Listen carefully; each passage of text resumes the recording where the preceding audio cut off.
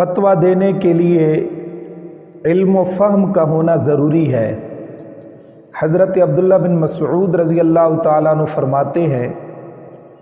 کہ جو شخص پوچھنے والے کے ہر سوال کا جواب بے سمجھے بوجھے دینے لگے وہ پاگل ہے۔ الفاظ یہ ہیں، ان کل من افتى الناس فی کل ما یسألونہ عنہ لمجنون، کہ جو شخص لوگوں کے تمام سوالوں کا جواب دینے کے لیے تیار بیٹھا رہے وہ پاگل ہے۔ مفتی کا فریضہ،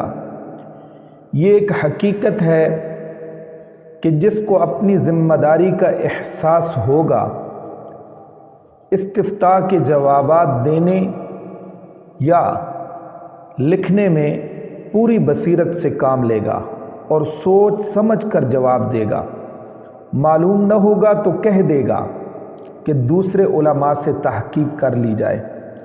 اور جسے ذمہ داری کا پورا احساس نہ ہوگا اس کے پیش نظر اپنی بڑائی ہوگی اور بس اس کو اور کسی چیز کے ساتھ غرض نہیں ہوگی۔ حضرت عبداللہ بن مسعود رضی اللہ تعالیٰ عنہ فرماتے ہیں، یا ایھا الناس، اے لوگو، من علم شیئا فلیقل بہ، جو شخص کسی چیز کا علم رکھتا ہو اسے چاہیے کہ وہ اسے بیان کرے، ومن لم یعلم،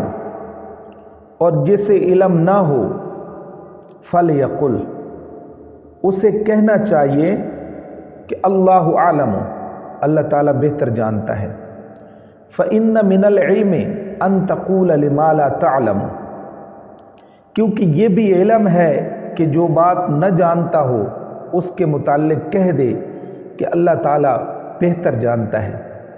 قال اللہ تعالیٰ لنبیہ،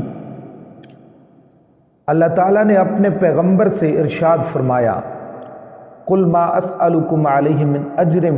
وما انا من المتکلفین، کیا آپ فرما دیں میرے پیغمبر کہ میں تم سے اجرت کا خواہاں نہیں ہوں اور نہ تکلف کرنے والوں میں سے ہوں۔